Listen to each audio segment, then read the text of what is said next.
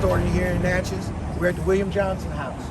Now, before we get started, this entire block comprises of historical Natchez district.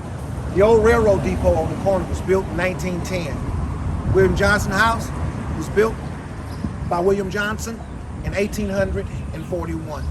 Now, you're going to see William Johnson's property adjacent to the McAllen's house. This is actually the McAllen's house. William Johnson's house was right next door, but the National Park Service purchased both pieces of property to preserve the historical integrity of the property, and they also used this building as an interpretive center and also a bookstore. Now, you're in Natchez, Mississippi. Natchez, Mississippi is the oldest colonial settlement on the Mississippi River. Natchez, Mississippi was founded in 1716. With it being the oldest city on the Mississippi River, Natchez became an agrarian powerhouse for the French, the Spanish, the English, and the colonial society of the state. Now, as we go into our journey in Natchez, and we're going to talk about the William Johnson experience, we're going to talk about the second largest slave market in Natchez, the Forks of the Road. We're going to talk about the Devil's Punch Bowl. We're going to visit Melrose. But as we're talking about the William Johnson site, William Johnson was born a slave in 1808, freed at 11 years of age in 1820, became a very prosperous barber. William Johnson was a businessman in the day and age of the antebellum period. Antebellum is Latin. It means before the Civil War. William Johnson was born a slave. Freed at 11, he became a prosperous barber and a businessman. William Johnson was classified in the antebellum era by his ethnicity as being mulatto. That's French for mix. It was biracial. Today we say biracial. William Johnson was conceived by a white slave owner and a black female slave named Amy. He had a sister named Adelia. Adelia was about 4 years older than William Johnson. William Johnson became a prosperous barber. By the time he was about 18 years of age, he started investing in that way of life of being a prosperous businessman, cutting hair. You see, William Johnson apprenticed under his brother-in-law, his sister's husband, James Miller. As a result of him apprenticing under his brother-in-law later relocated to New Orleans, Louisiana, and William Johnson purchased that barbershop. He became a very wealthy man. He was also a slave owner. I guess you can say to yourself, how can a former slave be a slave owner? Simple. William Johnson was far removed from the ideology of what it was known to be a slave. You see, William Johnson was raised in an environment more conducive to learning than slavery. William Johnson could read and write. Who taught him to read and write?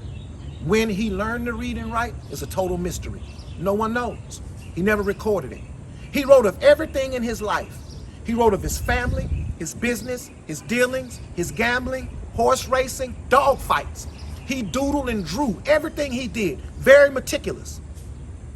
But he never, ever wrote, never acknowledging who taught him to read or write. Why? We don't know. Total mystery. You see, William Johnson wrote one of the most prolific diaries known to the literary world. William Johnson's diary comprised of 16 years, 14 volumes, 1835 to 1851, 1,310 entries and over 2,000 pages. This man was born a slave. He was not supposed to know to read and write. Who taught him? We don't know. He never wrote it. William Johnson lives here from 1841 to 1851. You see, William Johnson's murdered, being somewhat of a victim of his success. William Johnson had 3 barbershops, toy store, rental property, over 600 acres of land, and 15 slaves. His combined wealth on the eve of his murder was $30,000 in antebellum Natchez. We're talking over $850,000 in today's money. William Johnson was murdered by his neighbor in a land dispute. His land was being encroached upon by a neighbor by the name of Bear Lewin. Bear Lewin, being a white man who was also accused of being mulatto after murdering William Johnson, but it could never be proved, he walked free for the murder. In this land dispute, he shot William Johnson's son, William Jr., and shot an apprentice of his, by the name of Hoggett. Hagen and William Jr. survived. William Sr. died 2 p.m. that evening. And his obituary in the newspaper read that he was one of the most established men, well-liked businessmen, and entrepreneurs of Natchez, and he would truly be missed.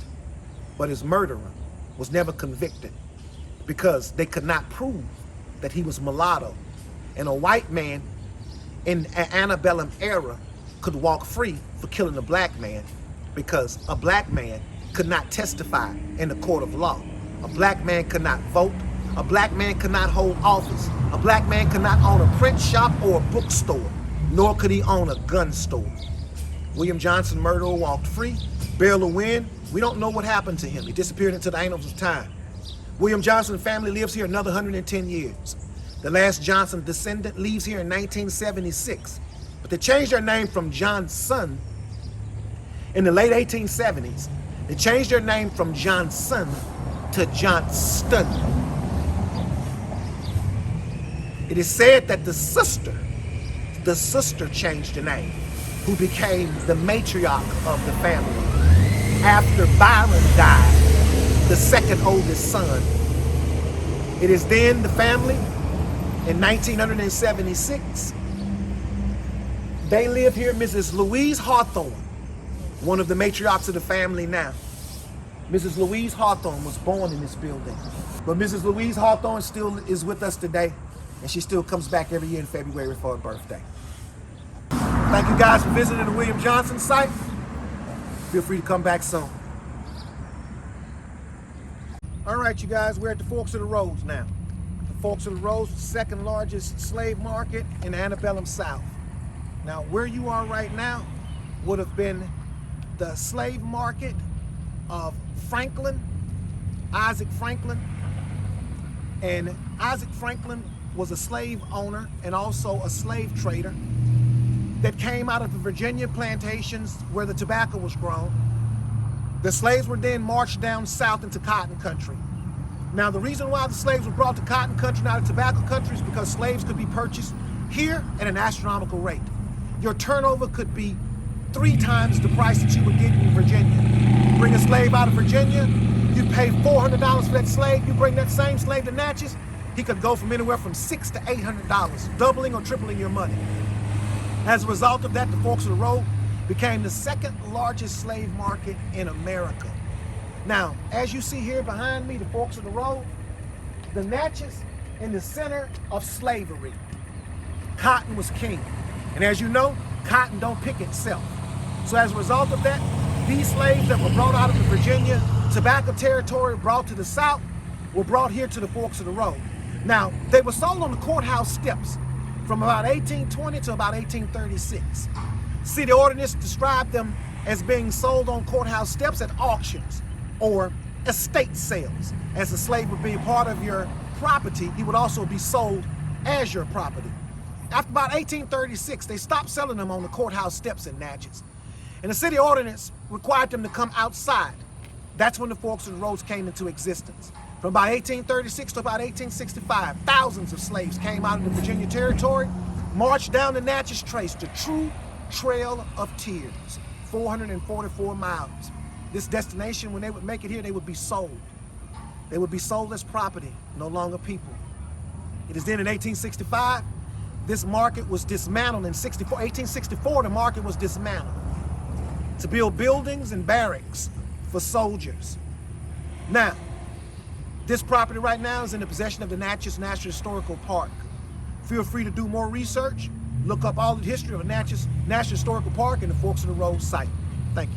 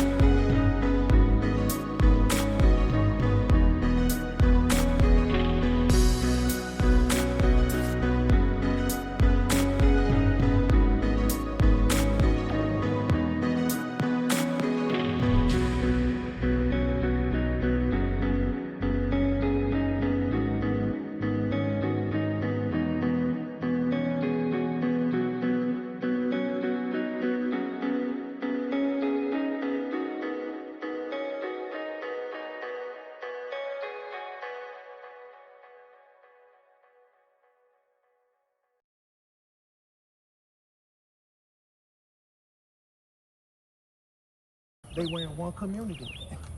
But that should be a way just to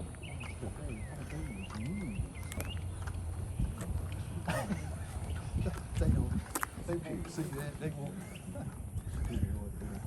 That's one of my, this is my family from Jackson. I was gonna say, is this family? Yes, ma'am, this is my family from Jackson.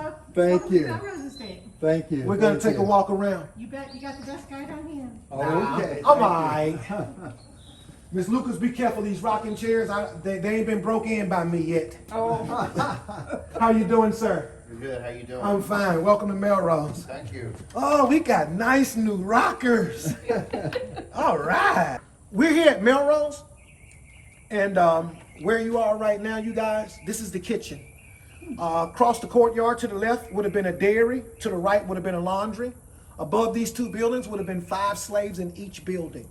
The kitchen would never be adjacent to the big house because of heat. It would be too hot to start a fire inside that house and cook.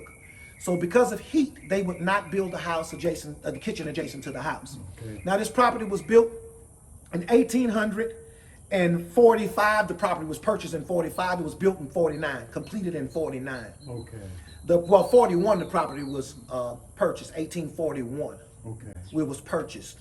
1845, they started building the house. 1849, they finished. Okay. Okay, that's the timeline of the house. The big house to the right, built by John McMurrin, wealthy planter from Pennsylvania, came south, married into the Turner family, became a wealthy planter. Within 9 years of marrying into that family, he had about 10,000 acres of land, 5 plantations in 3 states, 2 in Arkansas, 2 in Louisiana, and 1 in Mississippi, 350 slaves. 25 of those slaves would have been here. Those 10 slaves that would have answered those bells above your head, on the big house to the right, you're gonna see bells. These bells operate by pulleys and cranks inside the house.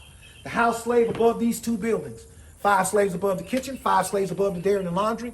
These 10 slaves were the house slaves answering those bells. Entering from the rear of the house, you're gonna see that door to the right leads straight to the dining room. Now, these 10 slaves, the house slaves, would have answered those bells. In the distance to the left, 2 whitewashed buildings, in which we'll be going down in a little bit. Those 2 whitewashed buildings would have housed 15 slaves. Would there be a different bell for a different service? No, well, no, sir. There would have the bells. They didn't have a different tone. You knew where the bell was on the house, so therefore you knew the room. Okay.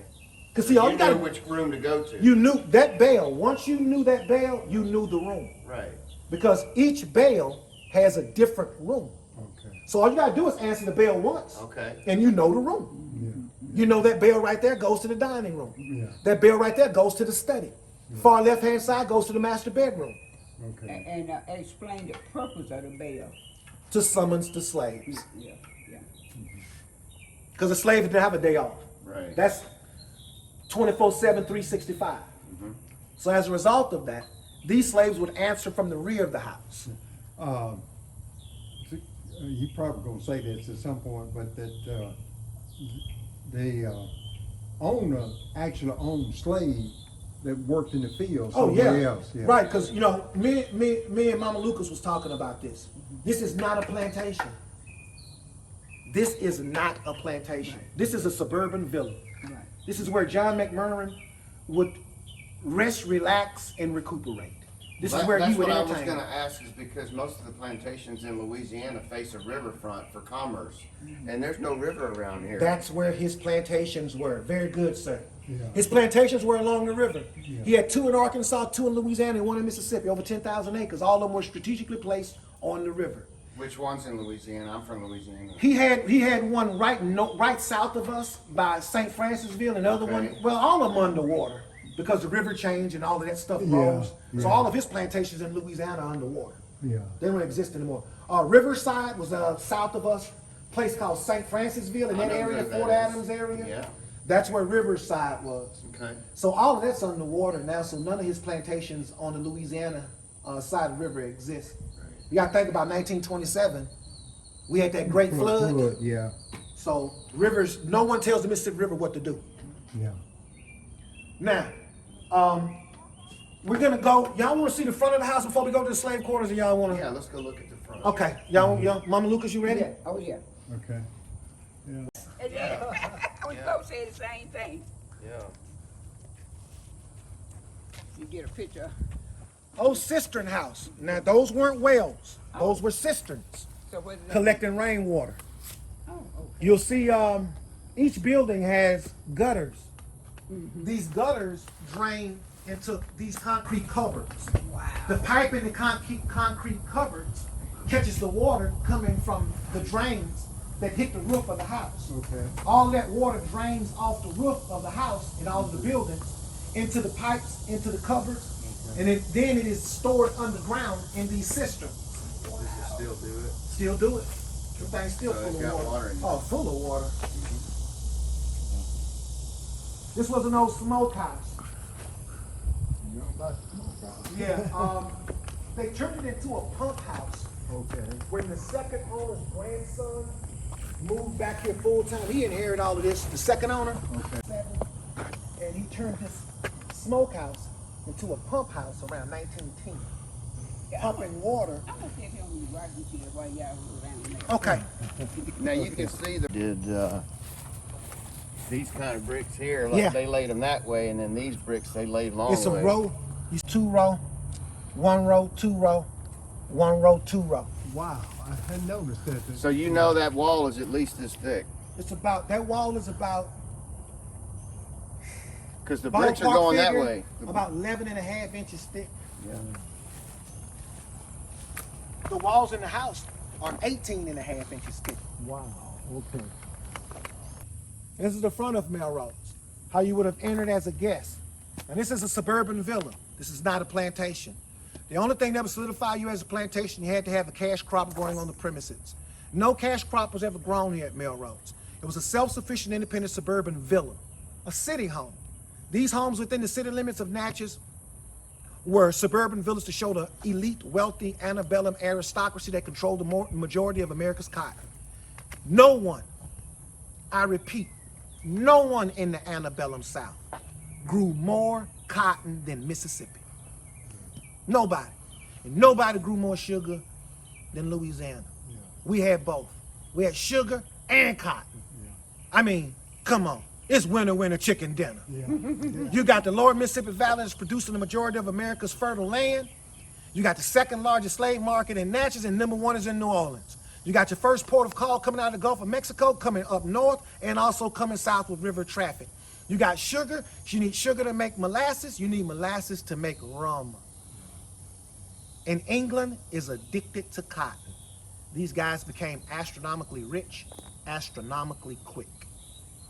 And as a result of that, they built these mansions to show that wealth.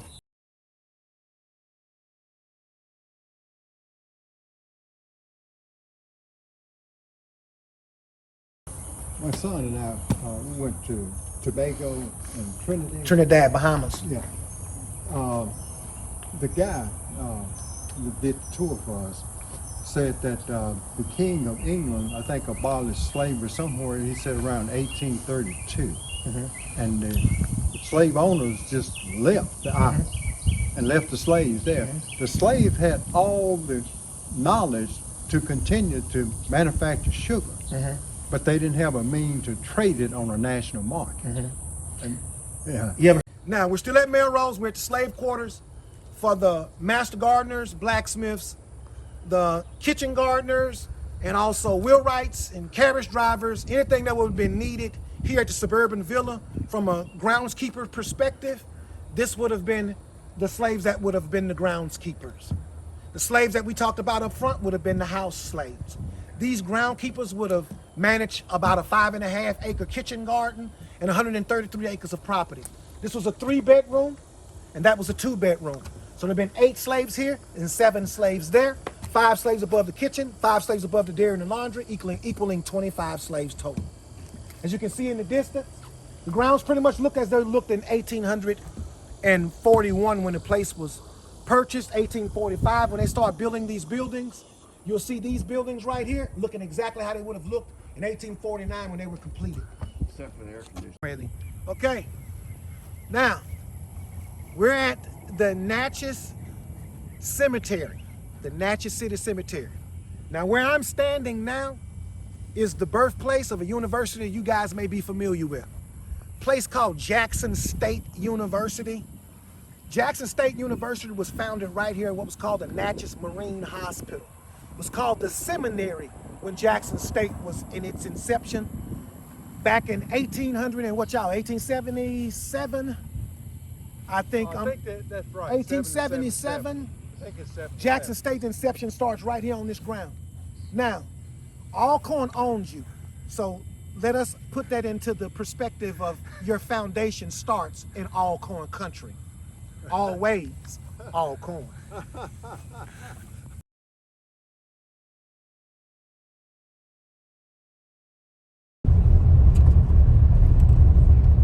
able to see the river on the right hand side. Okay.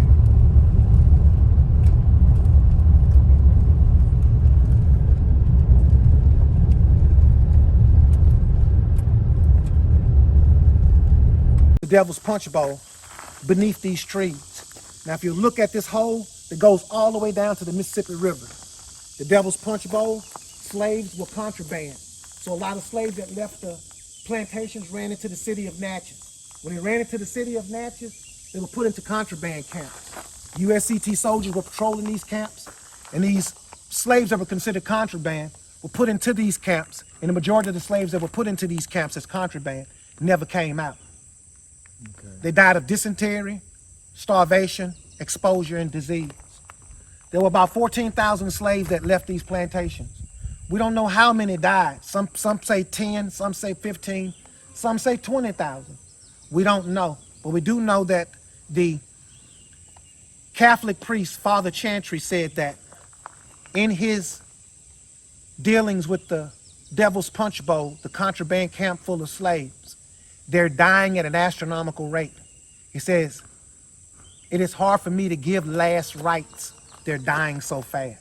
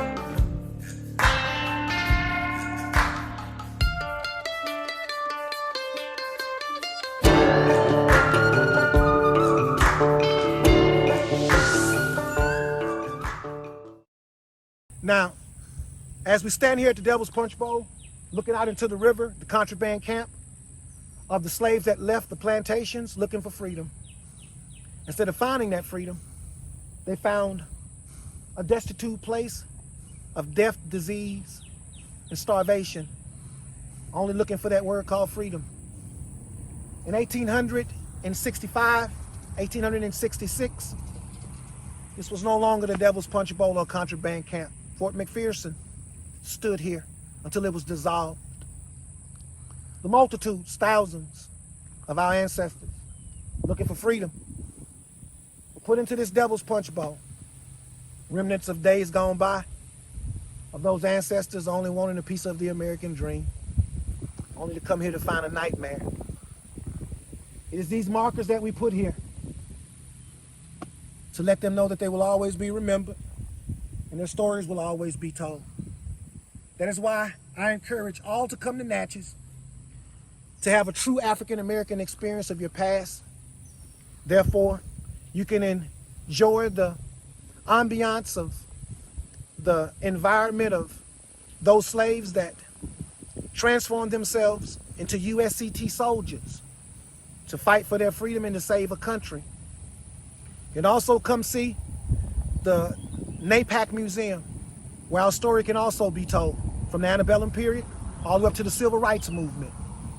You can also come to Natchez and see where Jackson State was formed in its inception by H.P. Jacob and Dr. Ayers. So feel free to come to Natchez. We look forward to seeing you guys in 2023.